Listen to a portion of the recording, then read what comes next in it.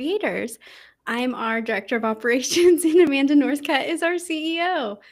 Thank you so much for spending a few minutes of your day with us. Today, we're going to be talking about invisible work. So, again, thank you so much for dropping by. If you haven't met us, we help founders, coaches, and consultants like you build rock solid recurring revenue businesses. Level Up Creators is our done for you white glove consulting firm, and this includes our MRR Accelerator program. So, first, let's start by giving an update of where our MRR accelerators currently are. We have Yeah. our first cohort and our second cohort. So, Amanda, do you want to give us a quick update?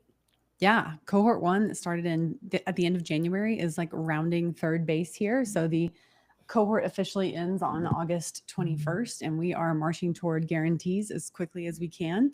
So this is an exciting time. I'm getting, websites all finalized and up, which are a little behind schedule. The first cohort, man, these folks were brave that like took a major shot on us, and we are going to come through from them 100%. And it's been a really exciting run, and it's been a lot of work. And some of that has been visible and some of that has been invisible. Sorry, just trying to like bring it back around here, but Thank you. yeah, so cohort 1, marching toward guarantees, learned a lot. Oh my goodness, we love these people so much. This is such an incredible cadre of professionals. I mean, I could not have asked for a better round 1 of folks. So we're grateful. And excited also to hit their guarantees. That's the big cherry on top, right? They all have beautifully defined businesses, and we've answered kind of all the questions about like things that they needed clarity on to get their businesses up and off the ground. Cohort 2 started in May, and so we've just delivered business strategies and product ladders a couple of weeks ago, and are working on marketing and sales strategies. So it's like those are kind of the couple of the biggest, most foundational documents. It's like, here's how to operate your business, here's how to get customers, here's what to do. We're working a lot on sales coaching and how to kind of present your offering and move conversations forward in your pipeline in a non-awkward, very natural way. We call sales matchmaking, not sales, because that's once you have clarity around who you are and what you do and what you really have to bring to the table, it's much easier to identify a match with the prospect in front of you, or send them on their way and maybe refer them to someone else that might be a better fit. So yeah, that's where the cohorts stand. Sweet. Okay, well, let's jump into invisible work. So you have said before that founders don't burn out from hard work, they burn out from unclear work. What inspired that, and what's a real life example of that happening in your life? Yeah. I mean, I think we've all probably gone through a day, a week, a month, a quarter. I've even been through some years where I look back and I'm like, what happened? Where did it go? And you're just, grinding it out, especially at the beginning of the business. And that's makes total sense. But it is I call it kind of like between the lines work almost that will just about kill you if you don't watch out for it. But, I spend 30 plus hours a week in environments like this, and on Zoom calls and on coaching calls and sales calls, or matchmaking as it were. And then there's a pile of work to be done at the end of the day, right? And so I have become much more diligent and effective at delegating that and creating systems around getting work done. I have an amazing team, obviously, and Erin is just one representative here of Team Level Up. And just remembering that my team has my back. And also, if you don't have a team, technology and AI have your back, and you can leverage, I mean, an enormous amount of technology at this point that makes your life much, much, much easier. Yes. Is it harder on the front end? Mm-hmm. Yes, it sucks. Setting up new systems, creating standard operating procedures, selecting technology, setting it up, learning how to use ChatGPT and create custom GPTs and all those things. There's a learning curve. And your mindset is going to determine how painful that process is for you or not, right? You know that you can take a rip the Band-Aid off approach if you've identified what needs to be done, and you can find a tool to help you, or a VA or someone or us. But if you think it's going to suck, it is. And if you think it's going to be really, really helpful and it's going to be worth the investment, then it is. So I think mindset honestly is a huge kind of umbrella thing that we have to address when we're talking about invisible work, because you first have to identify it and realize, okay, is this really in my wheelhouse? Am I the only person at this organization who can do this? Or can I bring someone on? Or can I work with Level Up? Or can I use a piece of technology to stop doing this? But if you're just spinning your wheels and you've got your head down and your nose to the grindstone and you never come up for air, you're not going to be able to identify what work might be delegatable versus things that you might just should stop doing altogether. I think that's often overlooked. And it's like, what if you audited your calendar and tried to remove 30% of the things on it? What would happen? Is your core business affected, or are you just spinning your wheels, doing people favors and not really getting anywhere? Yeah, that's really good.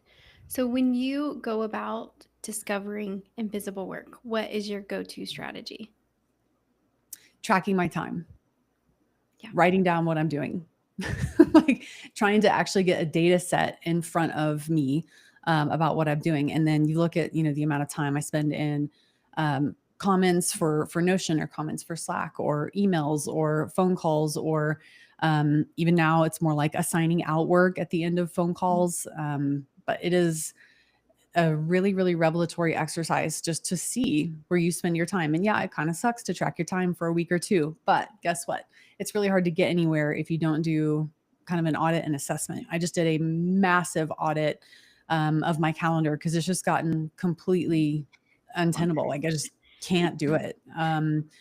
Putting people off for a month or two or something that I really need to speak with, and it's just totally untenable. So I had some time off the last couple of weeks and allowed myself to pick my head up out of the day-to-day work, look around, and I did a serious audit of my calendar and, thought big about our organization and where we're headed, and okay, what needs to change, on the day-to-day level on the ground floor in order to unlock the next step of our long-term vision. Yeah. What, in your experience and the people that you've come across and in your own life, what are the most common, maybe invisible leaks that founders, coaches, and consultants might have? Time wasters or Yeah. I don't know about invisible, but all administrative work.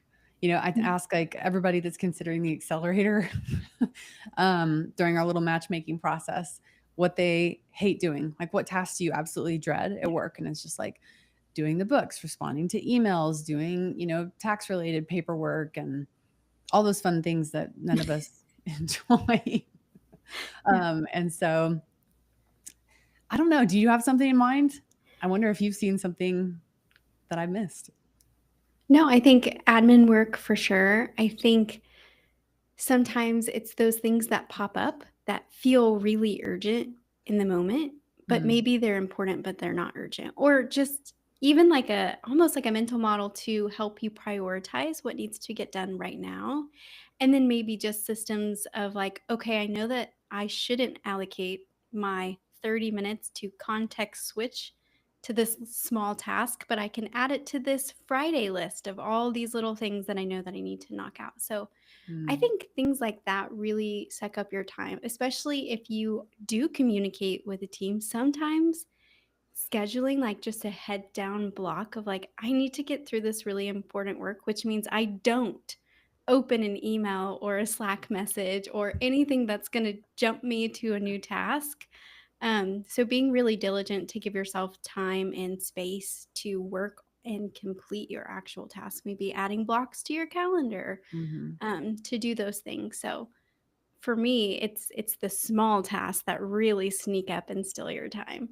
I don't know if you feel the same way. Yeah. Sometimes at the end of the week, I'll end up with like 25 to 40 tasks. It's like, oh my God, this is actually a week's worth of work. And I had to just keep pushing and pushing and pushing because of my like live synchronous time with other people, which is what I really, really enjoy doing. But everyone has their limits. Like, absolutely everyone. I think I've only more recently started to acknowledge mine. And so I'm feeling that. What? No. Crazy. It doesn't have limits. That's Totally crazy. crazy. Yeah. I haven't for about 2.5 years. And now I'm like, oh, Yeah. okay. Well, and I think that's something that's important too is knowing yourself. What are you going to prioritize or favorite? Like you're going to prioritize tasks that you enjoy doing Mm, over the ones that you don't. So again, back to if there's something that you don't like to do, you know that you are going to put it off. So you might as well find a system, delegate it, or completely remove it from your workflow because you know that realistically you're not going to do it. Um, so kind of going back to that eliminate, automate, delegate, how do you how do we inside our MRR accelerator help our clients do this? Yeah, so we try and help our accelerator clients pretty much just do or spend at least 80% of their time doing what they really, really love to do, which is delivering their services, talking to clients, working with clients, many times like creating content, working on books, um, traveling on site, for client work can be really fun for a number of our clients. I love doing that, for instance.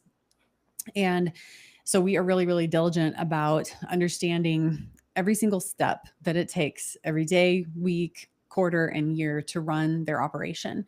And we have standard operating procedures for things that must be done manually, but we let our brain not have to work hard when we're looking at a standard operating procedure about like loading up our LinkedIn post for the week or whatever the case may be, or our newsletter for the next month. That should be quite formulaic and like your creative time writing, if that's what you enjoy, great. Spend a good bit of time on that and batch write and do a series and enjoy it. But have your standard operating procedure that says, here's how we do our editing, upload, and testing and deployment workflow, right, for our newsletter or social media content or whatever the case may be. And then if you hate doing your kind of CRM stuff, like working through your pipeline for your sales pipeline for consulting or coaching, then just do it once a week and limit it to an hour, and give yourself a reward kind of a situation. But we always use technology, standard operating procedures, AI. We build custom GPTs. Like we were working very diligently toward reducing the minutia and administrative work and just the crap that comes along with running a business. And one really important addition to our team that I'm working on extending offers next week is we're adding a sales team to level up creators, because while our clients are brilliant and incredibly capable, they by and large do not like sales. And so we're like, okay, well, let's help close the loop. We'll take it from, designing or redesigning your business all the way through client, LTV maximization and therefore MRR and therefore gross revenue. So our sales team is not going to sell our services. They're going to sell our clients' services. And so we're very, very, very excited about that as our clients who have raised their hands and said they would love to have a salesperson of the caliber that we're going to bring in. So we are super, super, super pumped about that. I mean, that's going to be like a significant game changer. Even though we're at the end of cohort 1, this will be a game changer for cohort 1 and all subsequent cohorts. So we're pumped about that. So that takes like a huge, not only like time. I mean, sales takes time, right? It takes quite a lot of time. And at times can feel a little bit like a gamble if you don't love it. And so being able to take off that whole entire, bottom of funnel work off of our clients' plates feels like really big and really, really good. And there's a major mindset factor there too. It's like, oh, I can relax and do the thing that I love most, because now I have a lever that I can pull and I can outsource this. Still working closely with the salespeople and level up. But yeah, that feels really, really, really big. I'm very excited about that. And I feel like we are not ruthlessly, but very diligent at going like, hey, that's wasting your time. That's not worth the effort you're Yeah. putting in with our clients. And for delegation, we make it extremely easy because we write SOPs for their entire business and literally have a template of when you go to hand this SOP to somebody else, here's how you Mhm. do it. Here's the system that's already built for you, ready to go. And so, yep, elimination, delegation, and automation. Obviously, we set a lot of those up on behalf of our clients. And so, yeah, I feel like we hit all of those buckets all of the time for each of our clients, which is very interesting. I do have one tip that you reminded me of.